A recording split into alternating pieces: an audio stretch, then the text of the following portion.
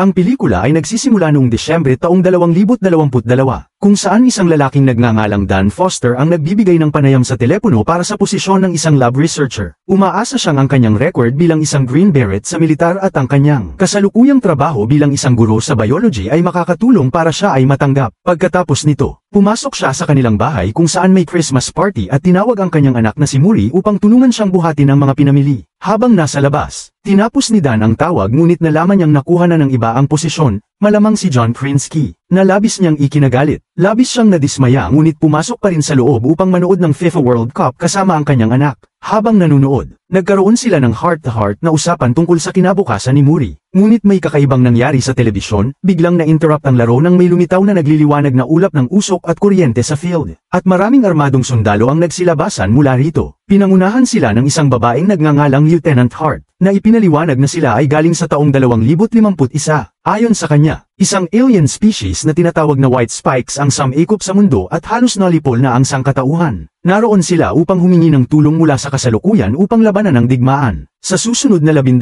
buwan, ang iba't ibang bansa ay nagpadala ng maraming sundalo hanggat kaya nila. Gayunpaman, tanging isang kapat lamang ng mga sundalong ito ang nakakabalik ng buhay. Nang maubos ang mga bihasang sundalo, sinimulan ng gobyerno na mag-draft ng mga sibilyan upang sumali sa labanan. Isang araw, nagtuturo si Dan ng klase sa biology ngunit napansin niyang walang nakikinig. Tinanong niya ang mga estudyante kung anong paksa ang nais nilang talakayin. At isang estudyante lang na nagngangalang Martin, na mahilig sa mga bulkan, ang nagtaas ng kamay. Ang kanilang pag-uusap ay natigil nang makatanggap si Dan ng mensahe sa kanyang telepono na siya ay na-draft na sa digmaan. Pumunta si Dan sa pinakamalapit na opisina militar upang kumpirmahin ang balita. Ipinaliwanag sa kanya na siya ay mamamatay sa loob ng 7 taon, kaya siya ay kwalipikado para sa conscription. Labis siyang nagulat at maraming tanong ang kanyang ibinato sa mga opisyal. Ngunit tanging malalabong sagot lang ang kanilang ibinigay. Sa halip, nilagyan nila ng isang aparato ang kanyang braso na nagsisilbing tracker at makakatulong sa kanya sa hinaharap na digmaan. Ang aparato ay hindi maaaring tanggalin hanggat hindi siya bumabalik mula sa taong 2051. Kinagabihan, kinausap ni Dan ang kanyang asawang si Emmy at ipinaliwanag ang lahat ng nangyari. Labis itong nagdalamhati at iminungkahi na tumakas sila mula sa gobyerno. Ngunit ipinaliwanag ni Dan na sinusubaybayan ng aparato ang bawat galaw niya kaya mahahanap pa rin sila kahit saan sila magtago. Dahil walang ibang opsyon, iminungkahi ni Emmy na bisitahin ni Dan ang kanyang amang si James, na isang bihasang inhinyero at galit sa gobyerno kaya tiyak na hindi magsusumbong. Lumabas dito na iniwan ni James ang kanilang pamilya matapos siyang bumalik mula sa Vietnam dahil sa hindi niya makayanan ng trauma at karahasang naranasan niya. Ang pag-abandonang ito ay nag-iwan ng malalim na sugat kay Dan at nagdulot ng galit sa kanyang ama. Ilang oras ang lumipas, hindi man gustuhin, pinuntahan ni Dan ang kanyang ama sa isang aircraft hangar. Ngunit mabilis na nauwi sa pagtatalo ang kanilang pag-uusap, kaya umalis si Dan ng galit at inutusan ng kanyang ama na huwag nang magpadala ng sulat kay Muri. Ngayon, wala nang ibang opsyon si Dan kundi ang sumali sa digmaan. Umuwi siya at natagpo ang naglalaro ang kanyang anak sa likod bahay. Sinubukan niyang magsinungaling na pupunta siya sa isang biyahe, ngunit agad na naintindihan ni Muri na siya ay na-draft. Nangako si Dan na babalik siya at niyakap ang kanyang anak bago umalis. Kinabukasan, si Dan at ang iba pang mga bagong recruit ay sinanay sa paggamit ng armas at first aid upang tumaas ang kanilang tsansa na mabuhay. Nakilala ni Dan ang isang environmental scientist na si Charlie at isang dating Navy SEAL na si Dorian. Habang karamihan ay nais umiwas sa draft, ito na ang pangatlong beses ni Dorian sa digmaan. Pagkaraan ng ilang oras, ipinaliwanag sa kanila na ang White Spikes ay nawawala tuwing ika-6 na araw upang magpahinga. Sa mga panahong ito, ang mga bagong recruit ay ipinapadala sa hinaharap, at ang mga sundalo na natapos na ang kanilang tungkulin ay ibinabalik sa kanilang sariling panahon. Kinagabihan, habang nag-uusap ang mga bagong recruit, biglang nagpatunog ang alarma. Ang mga kabataang sundalo mula sa taong 2051 ay nagsisigawan na hindi ito isang pagsasanay. Kaya nagmamadaling tumakbo ang mga tao papunta sa portal room. Tinanong ni Dan si Lieutenant Hart kung ano ang nangyayari, at nagbigay siya ng seryosong sagot. Ang huling research facility sa 2051 ay inaatake, at kung mawawala ito, matatalo ang buong digmaan. Ilang minuto ang lumipas. Pumasok sila sa portal room kung saan nagcha-charge ang gateway papunta sa hinaharap. Nagsimulang mahatak ang mga tao papunta sa portal. Ngunit biglang nagkaroon ng error sa mga coordinate ng lokasyon ng landing. Dahil dito, si Dan at ang iba pa ay na-teleport sa mataas na bahagi ng kalangitan. At karamihan sa kanila ay nahulog at namatay. Sa kabutihang palad, sina Dan, Charlie, at Dorian ay lumapag sa swimming pool sa tuktok ng isang skyscraper. Agad na umahan si Dan mula sa tubig. Sinuri ang kanyang baril, at pumunta sa gilid ng bubong upang obserbahan ang lungsod ng Miami na ngayon ay wasak na. Habang iniimbestigahan ng militar ang naging problema sa time jump, nakipag-ugnayan ng Chief Command sa mga nakaligtas. Sumagot si Dan, At ipinaliwanag nila na bobombahin ang lugar dahil sobrang dami ng white spikes doon. Kailangan din niyang pamunuan ng isang combat search and rescue mission para iligtas ang ilang stranded na siyentipiko sa isang gusali na napapalibutan ng white spikes. Tinanggap ni Dan ang misyon at agad na pinagsama-sama ang mga nakaligtas sa bubong. Di nagtagal, nakarating sila sa gusali kung nasaan dapat ang mga siyentipiko. Maingat silang pumasok, habang binalaan sila ng Chief Command na ang white spikes ay kayang maamoy ang dugo mula sa 1 milya ang layo. Sa kasamaang palad, natagpuan nilang patay na ang buong grupo ng mga siyentipiko. Inutusan sila ng Chief Command na kunin ang mga hard drive at biosamples mula sa laboratorio. Habang kinukuha ni Dan ang mga vial ng samples, naabisuhan siya na magpapasabog ang mga fighter aircraft sa loob ng 6 na minuto. Mabilis na lumabas si Dan at ang kanyang grupo sa gusali papunta sa emergency stairway. Ngunit biglang lumitaw ang maraming white spikes mula sa itaas at inatake sila. Sinubukan ni Dan na labanan ng isa ng mag-isa ngunit tinulungan siya ni Dorian, na ipinaliwanag na ang mga nilalang na ito ay maaari lamang mapatay kung tamaan sa kanilang leeg o tiyan. Napaisip si Dan kung bakit hindi ito ipinaalam bago sila nag-time jump. Habang 3 minuto na lang bago ang airstrike, nagpadala ang Chief Command ng mga rescue vehicle upang sunduin ang grupo. Naginhawaan ang mga sundalo sa pagdating ng mga military jeep. Ngunit biglang lumitaw ang 3 white spikes at winasak ang mga sasakyan.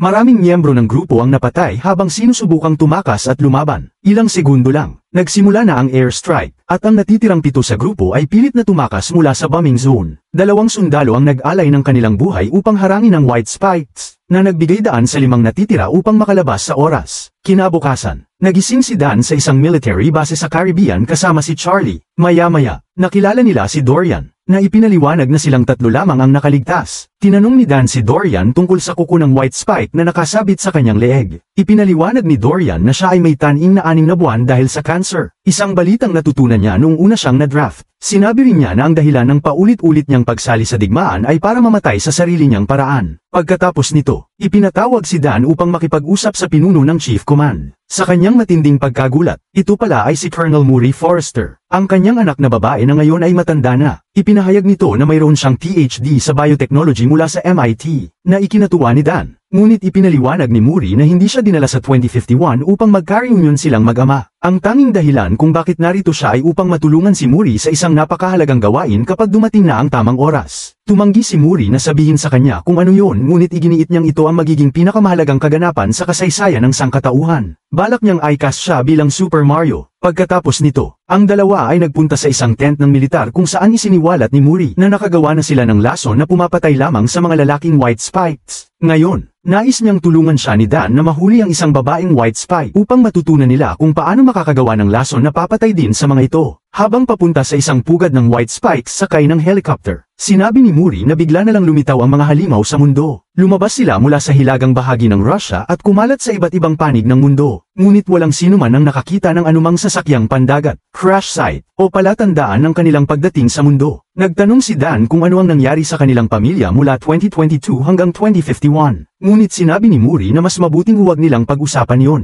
Ilang sandali pa, dumating sila sa isang pugad kung saan sinusubukan ng ilang sundalo na ipasok sa hawla ang isang babaeng white spike. Tila kontrolado ang sitwasyon hanggang sa makawala ang halimaw at umatake. Habang nasa helicopter, napansin ni Dan ang paparating na grupo ng mga lalaking white spikes patungo sa pugad. Agad silang bumaba ni Murray at nagawang ilagay ang babaeng white spike sa hawla. Subalit, habang papaalis na ang helicopter na may dala ng hawla, dumating ang grupo ng mga lalaking white spikes. Napilitan ng mag-ama na tumakas gamit ang isang Humvee ng militar at nagawang makaligtas sa tulong ng isang heavy machine gun na nakakabit dito. Maya-maya, huminto sila sa isang dalampasigan upang magpahinga. Labis na nagalit si Murray dahil inilagay ni Dan ang sarili sa peligro at ipinaliwanag na kailangan niya itong manatiling buhay. Sinimulan na rin niyang isiwalat kung ano ang nangyari sa kanilang pamilya noong 2020s. Sa timeline na yon, bumalik si Dan mula sa digmaan noong 2051 ngunit nawala ng gana sa buhay. Sa kalaunan, naghiwalay sila ni Emmy at iniwan niya ang pamilya upang mamuhay ng mag-isa. Sa ika-16 na kaarawan ni Murray, nakatanggap siya ng tawag na nagbago ng kanyang buhay, na aksidente si Dan. Tumakbo siya sa ospital at inabutan ang huling tibok ng puso nito. Hindi makapaniwala si Dan na naging katulad siya ng kanyang sariling ama, isang taong kinamuhian niya buong buhay niya. Gayunpaman, dumating din sila sa base militar kung saan ipinakita ni Murray ang kanyang laboratorio.